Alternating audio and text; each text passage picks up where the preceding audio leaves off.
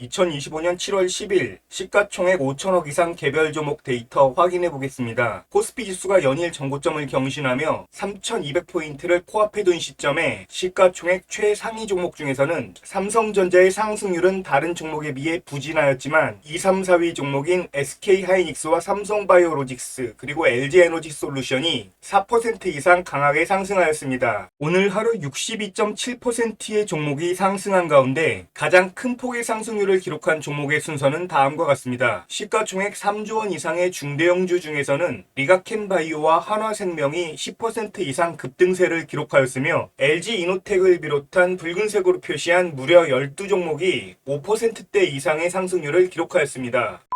수급 상황 살펴보면 코스피에서 외국인이 4,500억가량 순매수를 기록하였습니다. 이런 가운데 외국인 단독으로 가장 많은 순매수를 기록한 종목의 순서입니다. 이번에는 기관 단독으로 가장 많은 순매수를 기록한 종목의 순서입니다. 이번엔 외국인과 기관 합계 수급이 가장 많이 유입된 종목의 순서입니다. 오늘은 수급 여건이 양호했던 대형주들의 상승률이 돋보인 날이었습니다. 오늘 하루 동안 외국인과 기관 합쳐서 100억 이상 순매수가 유입된 종목은 전부 23종목이었습니다. 이번엔 거래대금이 가장 많이 유입된 종목의 순서입니다. 오늘의 거래대금을 시가총액으로 나눈 거래대금 회전율이 가장 높은 종목의 순서입니다. 시가총액이 3조 원 넘어가는 중대형주 중에서 외국인과 기관의 수급이 양호한 동시에 거래대금이 활발하게 발생한 종목이 있다면 관심을 가져야 할 것입니다. 오늘 시장에서는 리가켄바이오와 LG이노텍 그리고 풍산이 바로 그런 종목들이었습니다. 이번엔 전일 대비해서 오늘 갑자기 거래대금이 급증한 종목의 순서입니다. 외국인과 기관의 양호한 수급 속에서 전일 대비 거래대금이 급증한 종목으로는 리가켄바이오와 LG이노텍 그리고 시가총액 77조 원에 달하는 초대형주 삼성바이오로직스가 있습니다. 이번엔 평균 체결 강도가 높은 종목들 살펴보겠습니다. 시가총액 3조 원 이상의 중대형주 중에서는 DB손해보험과 한국타이어앤테크놀로지가 5거래일 동안의 평균 체결 강도 150 이상을 기록한 종목들이었으며 역시 시가총액 3조 원 이상의 중대형주 중에서 최근 10거래일 동안의 평균 체결 강도가 높은 종목으로는 한국타이어앤테크놀로지와 DB손해보험 그리고 KTNG 등이 있습니다. 최근 들어 강하게 순매수가 유입되는 중대형주들에 관심을 가질 필요가 있습니다. 이번엔 기간별 외국인과 기관의 합계 수급이 가장 많이 유입된 종목 살펴보겠습니다. 최근 5거래일 동안 외국인과 기관이 가장 강하게 순매수를 한 종목들의 순서는 다음과 같습니다. 10거래일, 20거래일, 30거래일, 40거래일, 50거래일, 그리고 석 달을 의미하는 최근 60거래일 동안 외국인과 기관의 합계 수급이 가장 많이 유입된 종목의 순서는 다음과 같습니다. 중장기적 관점보다는 최근 들어 외국인과 기관이 급격하게 매집하는 종목에 관심을 가질 필요가 있습니다. 포스코 홀딩스와 알테오젠을 비롯한 노란색으로 표시한 7종목이 바로 그런 종목들입니다.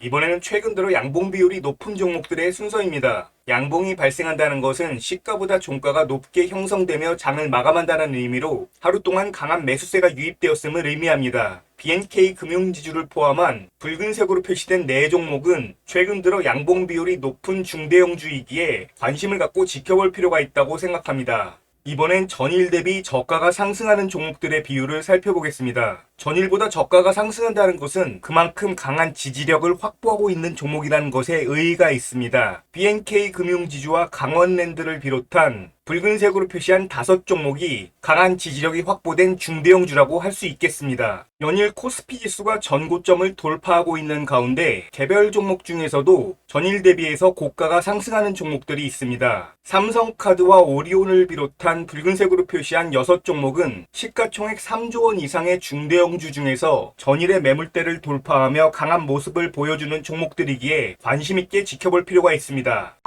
2025년 7월 10일 동일 업종 내의 대표 종목들의 수급을 비교 분석해 보겠습니다. 외국인이 2,500억 이상 순매수를 기록한 전기전자 업종에서는 시가총액 1위 기업과 2위 기업인 삼성전자와 SK하이닉스의 수급이 극명하게 갈린 하루였습니다. SK하이닉스는 오늘 외국인과 기관의 쌍끌이 순매수가 유입되며 5.69% 급등한 데 반해 삼성전자는 기관의 1,000억 이상 순매도가 발생하며 0.99% 상승하는 데 그쳤습니다. 이외에도 전기전자 업종에서는 외국인과 기관의 합계 순매수가 양호하게 유입된 LG이노텍과 LG에너지솔루션 그리고 포스코 퓨처엠이 각각 4% 이상 급등세를 기록하였습니다.